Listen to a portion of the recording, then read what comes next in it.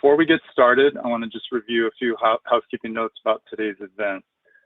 Please feel free to submit questions at any time. We'll be using the Q&A panel on the right side of your event screen.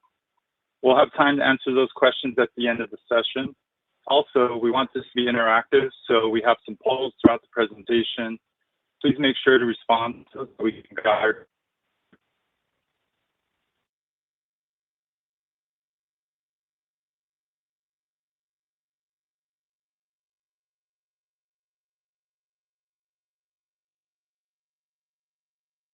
cloud and unified communications for businesses and organizations in Hawaii. Our mission is to help local businesses implement, innovate, and transform out and get to derived outcomes that move their businesses forward. Because we also live and work here in Hawaii, we understand the unique challenges that local businesses are faced with and are passionate about helping Hawaii businesses thrive and succeed. We're nearly 2 years into the pandemic, and our lives and expectations have changed dramatically, especially in the workplace. To stay competitive and attract and retain top talent, businesses are having to rethink and re-engineer their workplace strategies. Remote and hybrid workplaces are now as great a factor as health, safety, and pay in selecting a place to work. Striking the right balance between offering this flexibility to employees and protecting your company from cyber threats can be a challenge. At today's Hawaiian Telcom University, we'll be sharing strategies to modernize your business, to help you source the best talent and keep your employees happy, all while keeping your data and assets secure. We'll also demo tools to equip your businesses and stay competitive in this time of transformation. Hawaiian Telcom partners with strong technology providers to bring the best-in-class products and services to our customers. Today, we're honored to have one of those partners, Evan Bauer, CEO and founder of OpStack Incorporated. OpStack uses their decades of experience to help companies modernize and build efficient IT platforms. Evan has worked as an executive, consultant, analyst, and software engineer in the architecture, design, implementation, and maintenance of complex information systems and software products. These mission-critical applications have most often been in the demanding financial services sector. He has also served as group head for technology operations at KPMG and VP of architecture at DealerTrack Technologies. Previous experience included serving as CTO at both Credit Suisse First Boston and the Collaborative Software Initiative, as well as engineering roles at Bankers Trust, DEC, and CDC. I'm also pleased to introduce Jason Horiuchi, Senior Product Manager of Advanced Services at CBTS Hawaiian Telcom. Jason has over 20 years in the high-tech industry driving technology and innovation. Most recently, that has been in the semiconductor space, where he led the fastest growing portfolio segment for P Semi, and prior to that, product applications and account management for Qualcomm.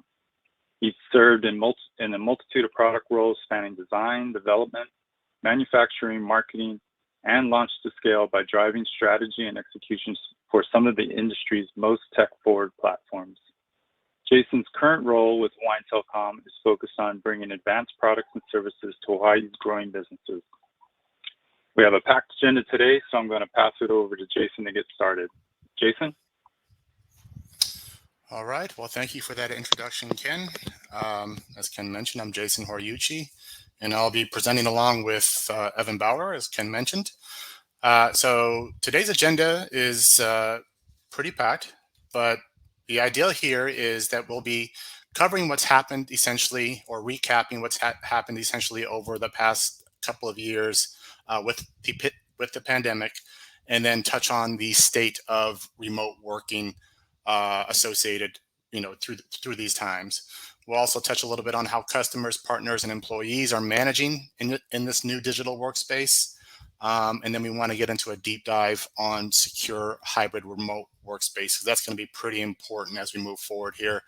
Also, we want to provide a demonstration, which we think will be very helpful as a visual aid in terms of what the solution can provide here at HT and OpStack, and then we'll wrap that up with some questions and answers. All right. So before we really get started, wanted to run a poll. We generally do this to get a lay of the landscape. Appreciate the time and the participation here. So I'll go ahead and read the question. The question is, what working model will you likely deploy in 2022 and beyond? And then there's 4 choices to select from.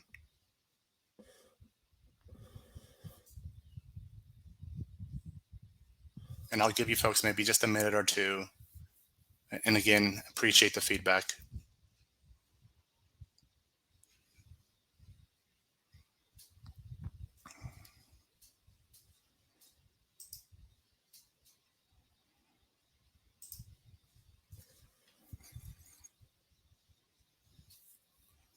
All right, some figures are populating here, and give it a few more, maybe 10, 20 seconds more.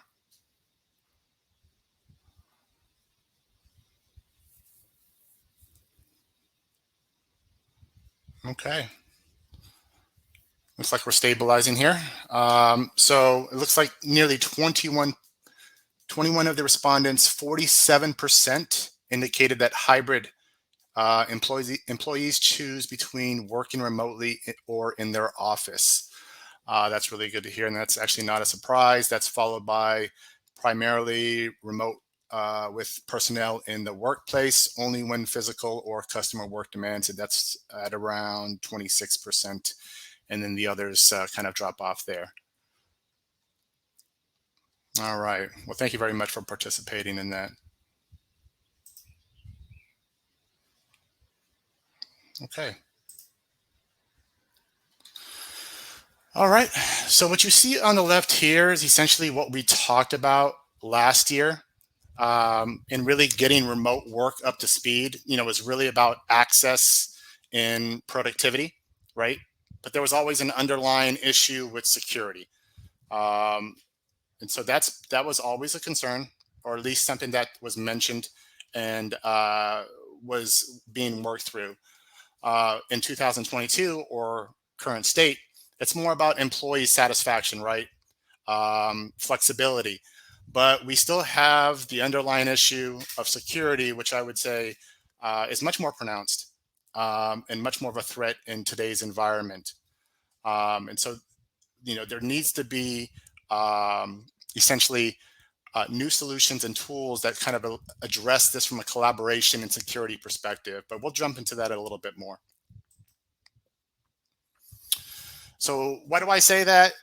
It's because essentially every chart that I look at talks about safety, security, and satisfaction, right? I mean, you have the Great Resignation to start off with. This deals with a whole plethora of issues and concerns and challenges from employees and people.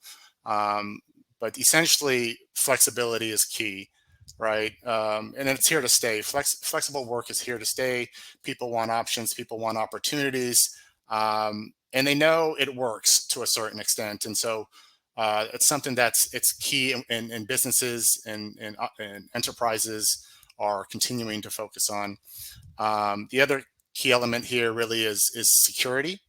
So essentially, there's cyber trends that are pretty impactful. I'm sure most of you are aware of ransomware and other security threats in today's age that can be destructive for many small and large businesses. And not only from the cyber side, but how we operate day to day in transmitting confidential information, right? Is it secured? Are you doing it correctly? Those types of things. And so, again, we need to take a closer look and be able to balance all of this with the flexible remote work environment with securing it as well.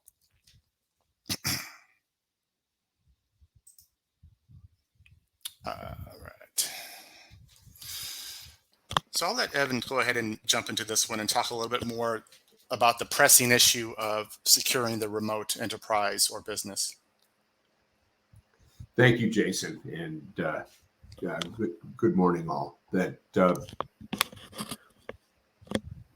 2 years ago, with the onset of the pandemic, we rushed, across industries, to make IT resources available to people who were not in the office and weren't going to be for the foreseeable future.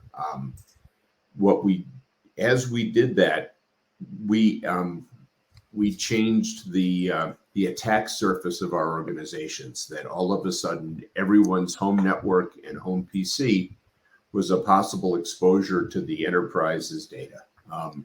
As that has happened last year, nearly 3 out of 4 companies experienced a phishing attack. Not all were successful, thankfully, but this is continuing, and it's for data exfiltration as well as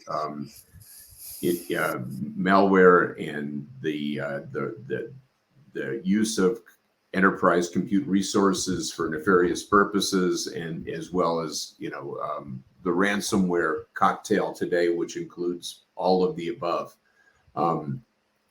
We can see where the industries that have been targeted, starting with finance and insurance, but unfortunately, there's a growing trend in healthcare as well because of the value of personal information that's held in those databases and data sets. As we've gone on, the average cost on a global survey of when a firm was compromised, what did it cost to fix it in one way or another?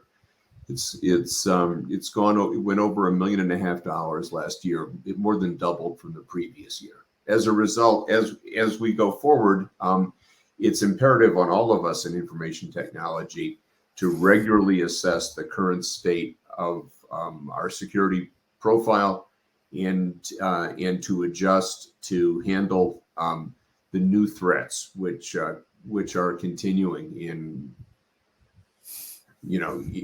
to appear each and every day. As we as we go on with this, the trend continues that the percentage of organizations attacked by malware, the kind of phishing going on, how much ransomware is paid, and on a quarterly basis. So these numbers just keep getting worse. And as we continue to work from home, what we've seen, and there was a sort of terrifying Forrester study which said that 30% of the work from anywhere technology that was implemented in 2020 and 2021 has been deployed incorrectly.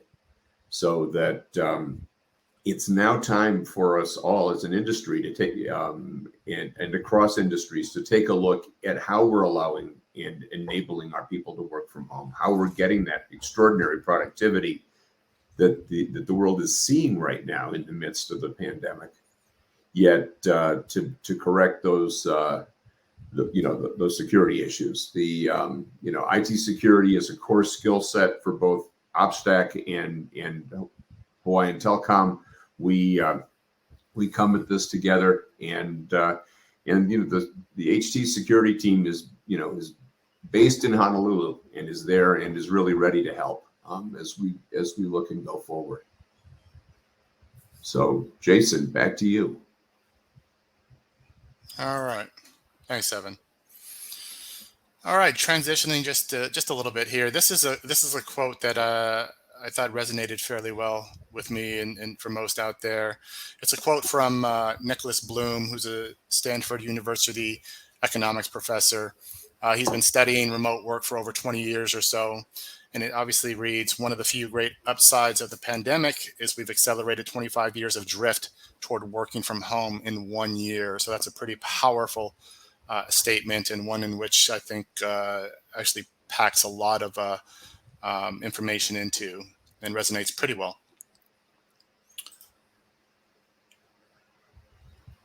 All right. So clearly, business models have changed, right? Since all of this has started, it was a necessity to for the most part. Hybrid work will obviously be the dominant office job arrangement moving forward. 74% of businesses will retain some version of remote hybrid work, and the poll that we just placed kind of spoke to that just a little bit.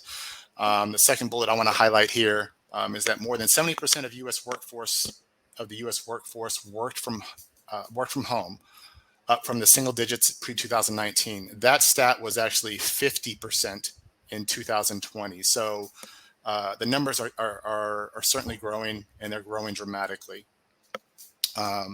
For the professional firms piece, I'd like to hand this off to Evan. He has some experience here and expertise, and I'd like for him to touch on this a little bit more. Sure. That prior to founding OpStack, I ran technology operations for one of the big four accounting firms, for KPMG, and one of the things that we found even prior to the pandemic was that as we enabled remote work, productivity increased substantially. But it required the adoption of a variety of remote work tools, many of which, like the one we're using today for this webinar, have improved substantially. Going forward, those firms, those professional services firms, are now not renewing office leases in locations around the country and around the world. And at this point, remote work, hybrid with occasional hoteling in an office is there. And with that, outsourcing is happening as well. But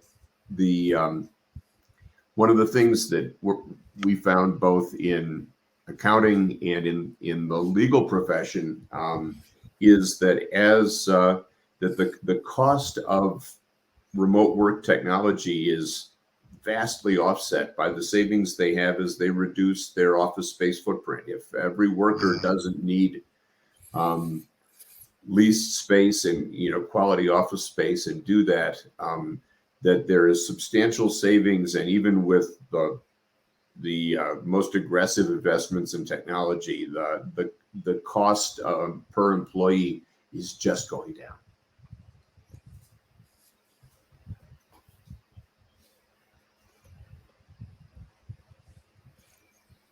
And all right. Yep.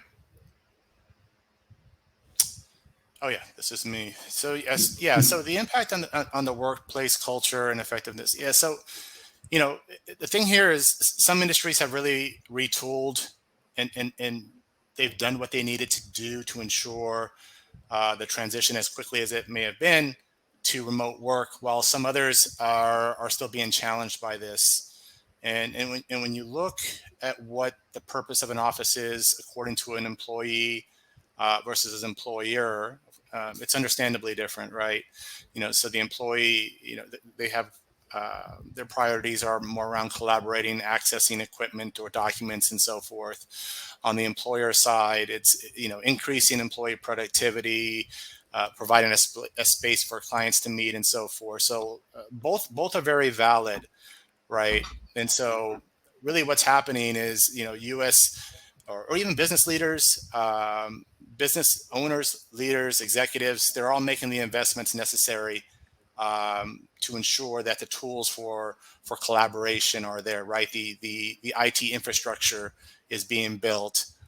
Everything that's needed to ensure that there's the right balance between what the employer truly needs, the employees want, and then we put the right tools and infrastructure in place to make sure that this happens correctly, right? We've done it. We've implemented remote work, but we need to ensure that we've done it right.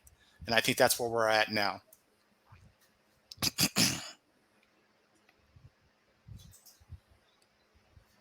All right. So we're 2 years in again to this pandemic. Obviously, we're all thinking about ways in terms of how we grow our business in the remote work or hybrid work environment, right?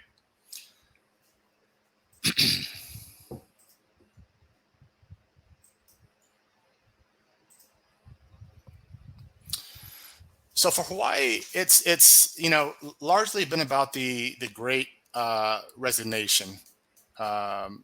It's we've talked about the Great Resignation, but it doesn't really necessarily pertain to Hawaii.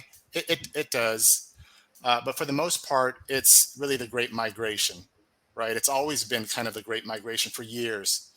And today, Hawaii residents with skills, particularly technical skills, have more choices now than they've ever done or ever had before. See, they're no longer really captive to the Hawaii workforce, right? You know, they're educated, they're leaving, they have opportunities, and it's really time for business owners and leaders to think about how we can leverage remote work to keep them here in the islands. This is the time to do that. And I have a personal story of my own. Previous to HT, Hawaiian Telcom, I worked for a very high-tech company in the mainland who was very close to Apple, providing components to Apple.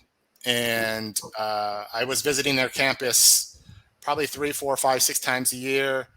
I didn't have to go in my own office hardly ever. I was in the office maybe 2 or 3 times. But we were able to grow my particular product line essentially fairly well and fairly fast. And so I actually did have the opportunity to work here in Hawaii remotely from a mainland company. I chose not to for various reasons, but the point here really is Hawaii has an opportunity to leverage remote work to keep the Hawaii residents and to keep the folks with the technical skill sets here. And it works. And I do think if we focus and continue to make the right decisions and investments, we can continue to grow Hawaii and keep the talented, skilled workers here, which is incredibly important.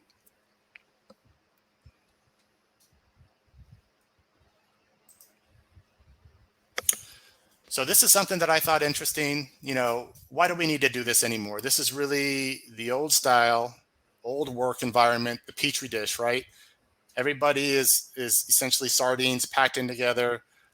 There may be some collaboration here and there, but do we really need to do this?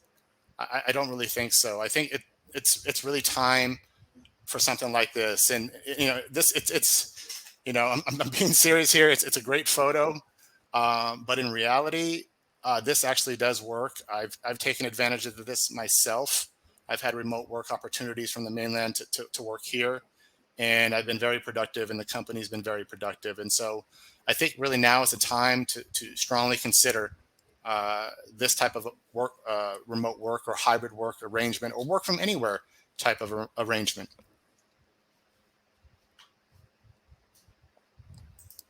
All right.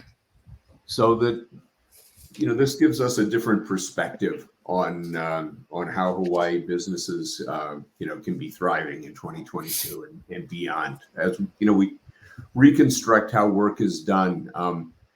Yeah, look at the important processes, reimagine them, see where, you know, bring the work to the talent rather than bringing the talent to the office, and do that. And as we look at that, one of the interesting things is that a properly and well-engineered solution for remote works very well for hybrid as well, because even in a hybrid work environment, you're not going to have a desktop computer that is assigned to a single individual and they do their work at their desk and they leave that behind when they go to a meeting room. People will be carrying laptops and tablets, working on those. And as we do that, and as we resize, you know, the footprint, we also need to rethink the personal computer.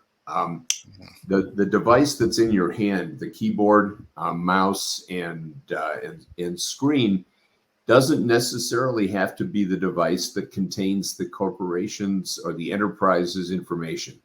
Those things can live safely in the cloud, under the control of the organization, and the device which is convenient to the individual, whether they're in the office, in their home, or in that, as that marvelous picture had on the beach, doesn't have to, you know, is the means by which the knowledge worker gathers and uses and creates information and value, but the enterprise compute resources and the enterprise's data can stay much more protected than they were in the era where it was on the machine that was in the user's hands. So, and that's where Hawaiian Telcom's Workspace as a service offering provides a real opportunity for greater security, greater control, good performance at lower costs. I'd like to take us through, just for a minute or two, some case studies where we've implemented this. First one is a payroll analytics firm, a company that uses proprietary algorithms and significant expertise to help companies analyze, how they pay their people and where tax credits are available to them.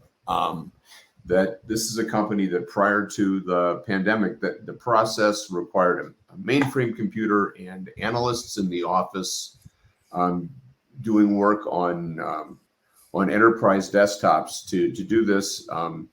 The information, what they were looking at was, tens and hundreds of millions of pay stubs. So nothing but personally identifiable information, and in handling it with proprietary algorithms. We came and worked with them to analyze the data and the constraints on it and the security requirements. And then we designed, built, and tested now in an environment where the work is actually all done in the Microsoft Azure cloud. The data is more secure than it was before. The costs are way down. Not only office costs, but more importantly, no mainframes, no large expensive desktop computers. The analysts now all work from home, and the availability and security meet a higher set of industry standards than they ever did before. So this is a company that has been able to experience exponential growth while adapting to a fully remote analyst population. They didn't have to increase their team size, and their overall IT costs are down. As we this next one is in some ways more mundane, but it's one that a lot of the technologists know well, which is when a developer or a support engineer needs to support multiple systems and multiple clients. The connections to them often require virtual public network connections and jump boxes and ways of getting in. But then all of a sudden, you also have the engineer's workstation, the laptop, or that engineer uses is now connecting. It has the ability to connect to multiple different places and to multiple different systems.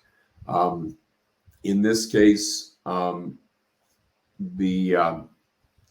we did instead is built a system where there's a workstation in the cloud accessed by the engineer remotely.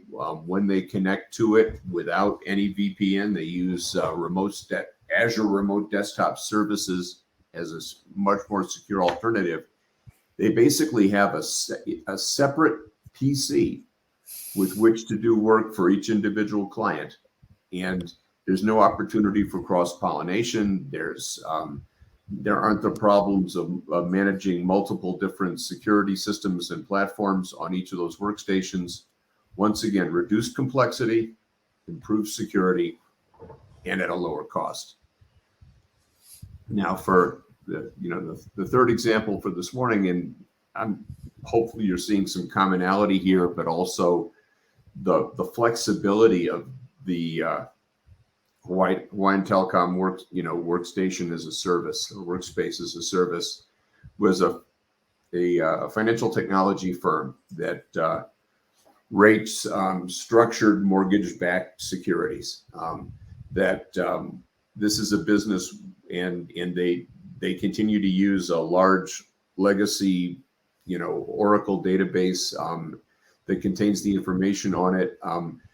Once again, but with not only did they have to shift from entirely in the office work to working at home, but with the economic challenges of the first couple of years of the pandemic, the number of mortgage bonds that needed to be re-rated went up by a factor of 3 or 4, and they had to substantially increase their staff to hire on knowledge workers with good short-term jobs, but they needed to staff up, then drop down, staff up again. There was no opportunity to buy company computers and ship them out to people who were going to only be working on a project basis for a few months at a time. So that once again, by allowing those knowledge workers to use whatever equipment they had in hand, and then connect into fully secured remote desktops that had the proprietary analytical software tools on them attached to the database. The database is full of mortgage information. They were able to scale up and down 3 times in 2 years, and do so cost effectively and quickly, and were able to create good temporary jobs for people who otherwise had been laid off from other businesses during the pandemic. So 3 different examples of where Workspace as a service, plays a role in both remote and hybrid work, but in ways that make a difference whether you're in the office or not.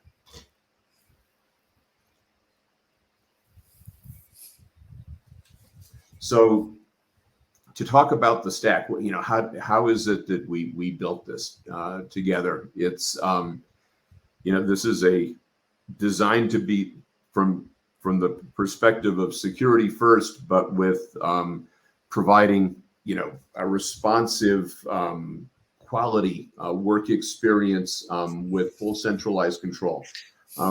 We leverage the Microsoft Azure cloud and Microsoft 365 licensing to make a very financially efficient as well as technically efficient solution. That these tools, which are then orchestrated with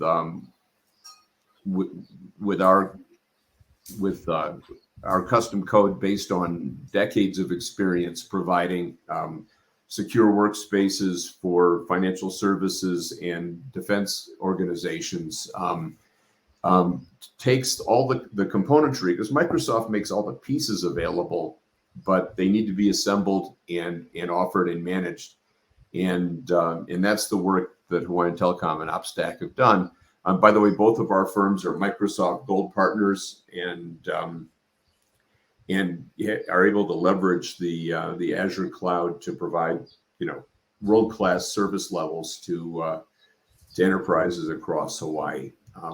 One of the things we've done as we put this together is we have a rapid readiness assessment, which allows us to work with enterprises and organizations to look at what do they have, what do they need, how to get there cost effectively and quickly.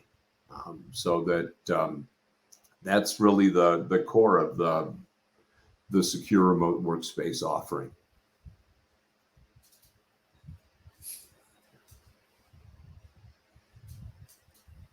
Jason, if you want to wrap this. Yep. Thank you, Evan. Yeah, so just to recap our remote workspace solution here, really, modern infrastructure, right?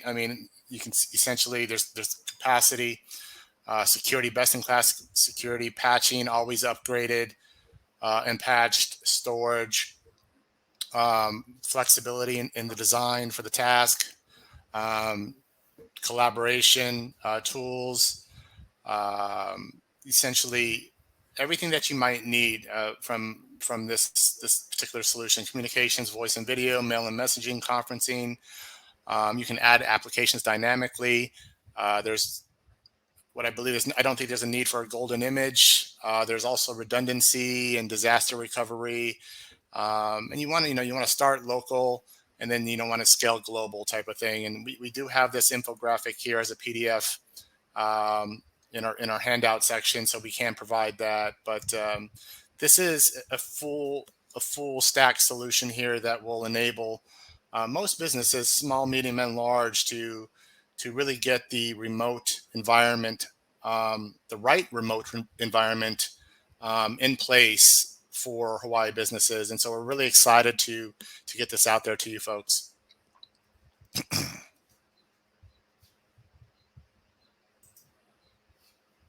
And then, like I said, we're here to help, right? So this is a modern workplace solution. And we honestly feel it's mandatory moving forward, right? I think we've seen where things are headed. We've seen the facts and figures, and it's worked. Remote hybrid work has worked. So it is mandatory, we think, moving forward. Use technology to help you thrive and succeed. Ensure you deploy the right tools, technology to make this work. Incredibly important. Be thoughtful about your choices in these technology choices, tools, right? You want to ensure that this is done right. Like I said, like we talked about, the security threats, and being able to balance your employees' needs with those security threats. Start with security. Security is hugely important, right? It's especially in today. It could never be more important than it is now with the cyber intrusions, ransomware, things like that. So just being very mindful, and we're very aware of that at HT and OpStack. And then obviously choosing the right partners. We've been doing this for many, many years. OpStack, Hawaii, lots of experience together. We do think we have the right solution in place for you. And then, you're never alone. We're here to help. We're happy to have a conversation with you.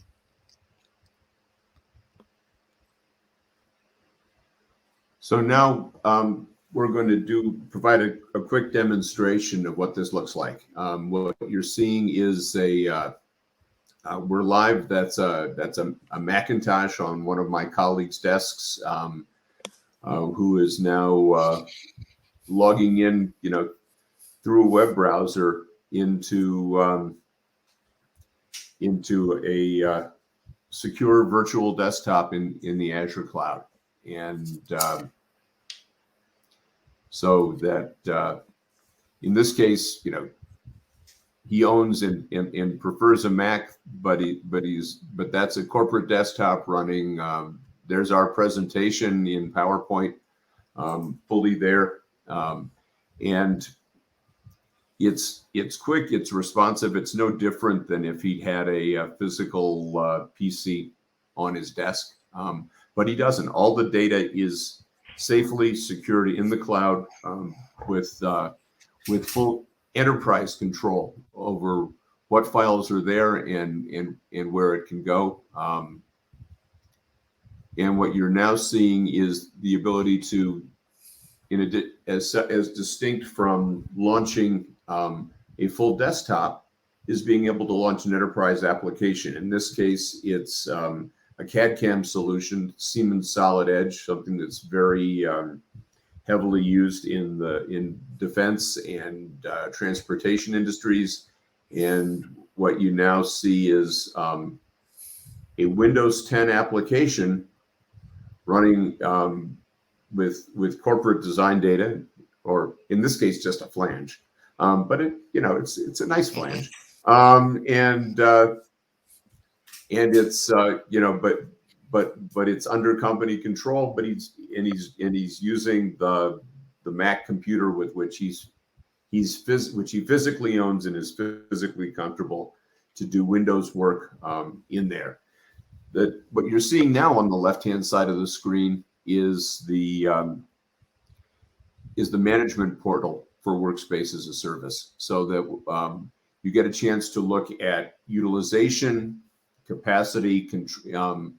You click into users. You have, well, in this case, server pools. You can see that You can have any number of pools with any number of servers in them. The users only pay for the capacity they actually need and use, so you don't pay for any hardware that's unused. While it's going on, you have the ability to control how many machines are there, when do they power up, when do they power down, how many users share hardware. But each user's experience is that they have their own virtual Windows 10 PC. What you also now see here is the ability to control things like, can a user copy files to and from a USB device? Can they print or not print? Can they use a scanner? All of the security controls down to whether or not they can even take a screen capture from there, which allows you to even when you're working in financial services or healthcare with very sensitive data, allow people to work appropriately outside of the office with a full set of controls. What you can see here is there's log information, and in this case, we can assign users to different different levels of security roles, but also all activity in the system can be logged to meet your compliance requirements. This is management from a single pane of glass. It's substantially simpler and easier than traditional hardware, owned hardware-based VDI solutions, where you have to determine how much server you want to buy and have to purchase for your peak capacity and maintain multiple levels of separate licensing. This is all provided by way of the Azure cloud, and both the Azure cloud with giant data centers on the U.S. mainland, but also with a new offering that Hawaiian Telcom is doing with Microsoft, where the capability is actually also available in HT's offered through HT's data center here in Honolulu, so that if you want local systems accessing local data, those virtual desktops can be here in the island, not just remotely in the cloud. So it's a simple, straightforward, cost-effective, easily managed solution, backed by 24/7 support from Hawaiian Telcom. Mm-hmm. With that, that ends the formal part of our presentation today, and we're now open to do for your questions, and look forward to this. If you click on the Q&A element in on your screen, you can type questions in, and we will do our best to answer them for you. Yeah, thanks, Evan. So let's go ahead and take some questions. If you do have additional questions, go ahead and type them into the Q&A portion on the panel. Looking through here, a couple of interesting ones. I see one, this would be a common one that comes up, one about bandwidth requirements. So what are the bandwidth requirements to run Workspace?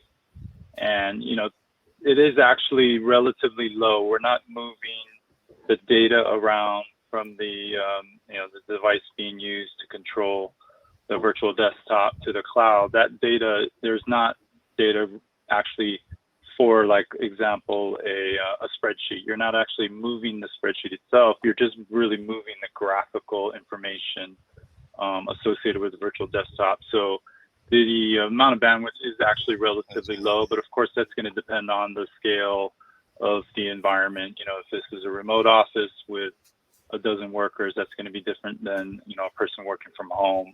But there are calculators that we can use to do those estimations. Just as an anecdote, I recently needed to do some support for a client by way of virtual workspace while traveling. I had more than enough bandwidth just Bluetooth tethering my laptop to my mobile phone, and it was nothing more than that was required to be able to log in and work at full speed. Let's see. Here's another question. We have mentioned Microsoft quite a bit. So the question is, does Hawaiian Telcom work with other cloud services providers? We do work with other providers. However, this platform in particular is Microsoft based and uses Azure technologies like Windows Virtual Desktop and some of the other things that you mentioned. So yes, this particular application and service is specific to Microsoft, but we do work with other cloud providers. Going through some of the other ones here. So in terms of trends, Evan, I don't know if you want to take this one about any kind of trends we're seeing in terms of IT spend around infrastructure, whether it be remote or on-prem spend.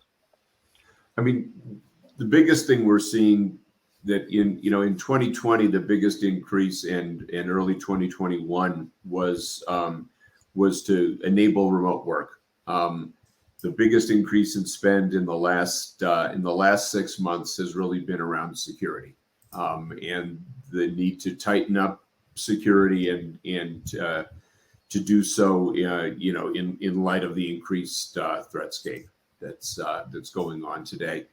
But once again, the on a per employee basis, remote work is so much less expensive than work done in the office that IT spend as that if you put those two elements together, firms are actually saving money rather than spending more. All right. Let's see here. So, what is something surprising? Yeah, go ahead. I mean, one of the ones that's up there was what happens if we find the workspace is down. So, and the answer there is twofold. The first is that absolutely there is 24/7 support from Hawaiian Telcom and OpStack, so that there is, pick up the phone and there's someone there to answer the question. It is also the case that from that, if the management console that we showed during the demonstration, if for some reason Microsoft did maintenance and shut some hardware down for their own maintenance schedule, and you need additional hardware turned back on, you can do it yourself from that console. Your IT people can do it from that console themselves if they wish. They can also pick up the phone. But in fact, we get better than 99.9% availability for this solution and have from the very beginning. Typically, people go many months without a minute of downtime, but support is always there. Yep. Yeah. Thank you, Evan. So another question here: what are some of the surprising things we found out about Workspace as a service or modern workplace that other people should know? The interesting thing about our solution in particular is, and you probably noticed this in the demonstration, you don't need a Windows device to access the virtual PC. You can use, in the case of the demonstration, you can use a Mac OS device. Mm-hmm. You can even use a tablet, although for some applications, obviously a tablet is not going to be as effective a device to use, if you have to do a lot of typing or something of that nature. So you can use, many different devices, Mac OS, iOS, Android-based devices as well, mm-hmm. as well as just a regular Windows device. Mm-hmm. The other thing that we found, which is that because the solution is built so that every day when a user logs in, all their data is there because that roams with their profile. Their data drives and their applications and their email and everything is there. But they actually get a new PC operating system built for them every day when they log in, and it's always patched up. That the load that has come off of the enterprise IT team and allowing them to have the time to provide new capabilities and new features and new opportunities for the business has really been one of the the real surprise add-ons for this solution, because patching and configuration management and cleaning up of registries and all those kinds of low-level maintenance things that need to be done are now being done by automation, as compared to having to be done by the corporate IT team. So that it's really allowed them to get more fully engaged with the business, because they don't have to spend as much time being engaged with the PCs. Yep.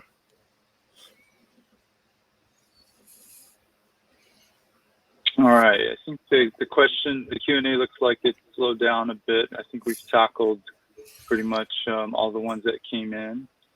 And we're going to go ahead and start to close out the webinar. So, if you still would like to continue the conversation around IT and technology, please feel free to visit us on our Hawaiian Telcom University LinkedIn group.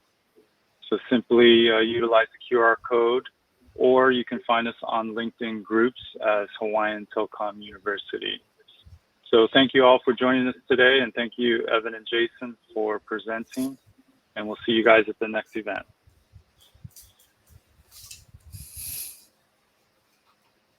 Thanks, Ken. Thank you, Ken.